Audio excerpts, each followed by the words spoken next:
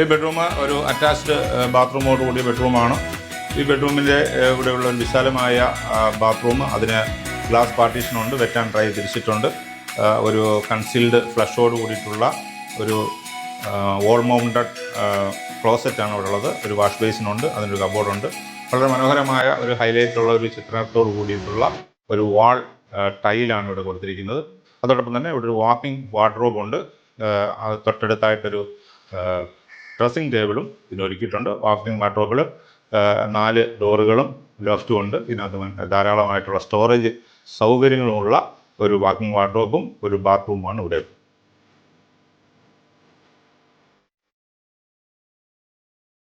വളരെ ആകർഷകമായ ഒരു സ്റ്റെയർ കേസാണ് ഇവിടെ ഉള്ളത്. സ്റ്റെയർ കേസിൻ്റെ പടികൾ കണ്ടാൽ തടി പലകകൾ പാനൽ ചെയ്തിരിക്കുന്ന തരത്തിലുള്ള ടൈല് വെച്ചാണ് സ്റ്റെപ്പുകൾ കൊടുത്തിരിക്കുന്നത്. സ്റ്റെപ്പിൻ്റെ സൈഡിലായിട്ട് പ്രൊഫൈൽ ലൈറ്റ് കയറി വരുമ്പോൾ ലൈറ്റ് ലഭിക്കത്തക്കോണം പ്രൊഫൈൽ ലൈറ്റ് ഉണ്ട്. ഇതിൻ്റെ ഹാൻഡ് റെയിൽ എന്ന് പറയുമ്പോൾ സ്ക്വയർ റാഡിൽ കൊണ്ട് ഹാൻഡ് റെയിൽ നിർമ്മിച്ചതിന് ശേഷം അതിൻ്റെ മുകളിൽ വുഡിൻ്റെ ഒരു റെയിലാണ് മുകളിൽ കൊടുത്തിരിക്കുന്നത്. അതുകൊണ്ട് പിടിച്ച് കയറാനായിട്ട് വളരെ സ്ട്രോങ് ആണ്. വളരെ മനോഹരമായിട്ടുള്ള റെയിൽ ഇവിടെ കൊടുത്തിട്ടുണ്ട്. കയറി വരുന്നതിൻ്റെ വലത് സൈഡായിട്ട് ഹൈലൈറ്ററായിട്ട് അടിച്ചിരിക്കുന്നത് ടെക്സ്ചർ പെയിൻ്റാണ്. ഗ്രേ വിത്ത് ബ്ലാക്ക് കളറിലുള്ള ഒരു മിക്സ് ടെക്സ്ചർ പെയിൻ്റാണ് കൊടുത്തിരിക്കുന്നത്. കയറി വരുമ്പോൾ തന്നെ സ്റ്റെയറിൽ നല്ല വെളിച്ചം കിട്ടത്തക്കോണമുള്ള ഒരു വിൻഡോ ഇവിടെ കൊടുത്തിട്ടുണ്ട്. ആ വിൻഡോയിൽ ബ്ലൈൻഡ്സ് കൊടുത്തിട്ടുണ്ട്. ബ്ലൈൻഡ്സ് ഓപ്പൺ ചെയ്ത് കഴിഞ്ഞാൽ നല്ല ലൈറ്റ് ഇതിലേക്ക് കയറും. കയറി വരുന്നത് തന്നെ നിലവിളക്കുകൾ 3 നിലവിളക്കുകളും ഇതിനെ പ്രത്യേകം സ്ഥാപിച്ചിട്ടുണ്ട്.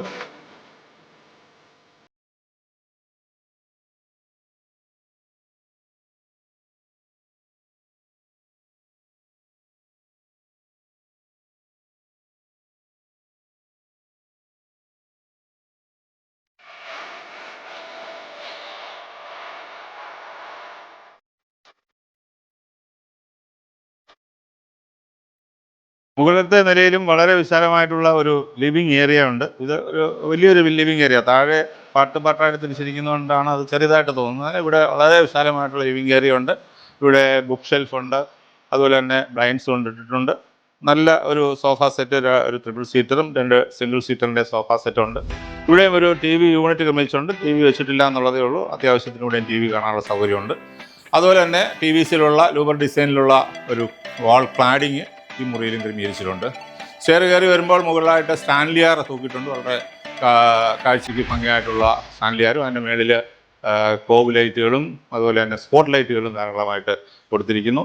ഇവിടെ നിന്നും നമുക്ക് പുറത്തേക്ക് ബാൽക്കണിയിലേക്ക് ഇറങ്ങാനായിട്ടുള്ള സൗകര്യമുണ്ട്. ഇവിടെ വിശാലമായ ഒരു ബാൽക്കണിയോട് ചേർന്നുള്ള ഒരു ഓപ്പൺ ടെറസും ഉണ്ട്.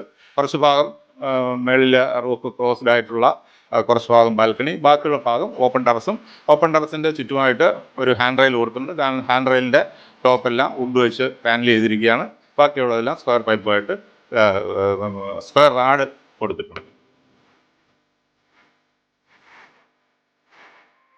4-ാം ചിറ ബെനഡിക്ട് നഗറിലുള്ള ഹരികുമാർ ബിന്ദു ദമ്പതികളുടെ ഈ മനോഹരമായ വീട് രൂപകൽപ്പന ചെയ്തിരിക്കുന്നത് തിരുവനന്തപുരം ആസ്ഥാനമായുള്ള പ്രൈം ബിൽഡേഴ്സ് ആൻഡ് ആർക്കിടെക്ട്സ് ആണ്. കൊച്ചി, കോഴിക്കോട് തുടങ്ങിയ മേഖലകളിലും ഓഫീസ് പ്രവർത്തിക്കുന്നുണ്ട്. തീർച്ചയായിട്ടും ഇത്തരത്തിലൊരു വീട് നിങ്ങളുടെ മുന്നിൽ അവതരിപ്പിക്കുമ്പോൾ ഏറെ ചാരിതാർത്ഥ്യമുണ്ട്. പ്രൈം ബിൽഡേഴ്സ് ഇത് നിങ്ങൾക്ക് കാഴ്ചവെക്കുമ്പോൾ എൻ്റെ വീടെന്നുള്ള പരിപാടിയിൽ വീട് നിർമ്മിക്കുമ്പോൾ ശ്രദ്ധിക്കേണ്ട ചില കാര്യങ്ങൾ ഓരോ എപ്പിസോഡിലും പറയുവാനായിട്ട് ശ്രമിക്കാറുണ്ട്. ഇന്നത്തെ എപ്പിസോഡിൽ മുഖ്യമായും വീട് നിർമ്മാണത്തിൽ ശ്രദ്ധിക്കേണ്ട കാര്യമെന്നുള്ളത് വീടിൻ്റെ ഫൗണ്ടേഷൻ്റെ നിർമ്മാണമാണ്. നമുക്കറിയാം, പലതരത്തിലുള്ളതായ ഫൗണ്ടേഷനുകൾ നമ്മൾ വീടുകൾക്ക് കൊടുക്കാറുണ്ട്.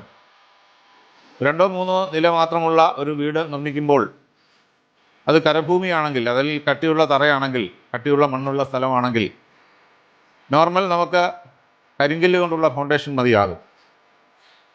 2-2.5 അടി താഴ്ചയിലേക്ക് പോയി ഒരു പ്ലെയിൻ കോൺക്രീറ്റ് VCC ഇട്ട് തുടർന്ന് ഫൗണ്ടേഷൻ സിമെൻ്റ് ഇട്ട് കെട്ടി തുടർന്ന് ബേസ്മെൻറ്റ് കെട്ടി അതിൻ്റെ മുകളിൽ ബെൽറ്റ് വാർത്ത് നിർമ്മിക്കുന്നതാണ് സാധാരണ ട്രഡീഷണലായിട്ടുള്ള ഒരു രീതി. കട്ടിയുള്ള സ്ഥലങ്ങളിലും നിരപ്പുള്ള സ്ഥലങ്ങളിലും ഇത്തരത്തിലുള്ള ഫൗണ്ടേഷൻ മതിയാകും.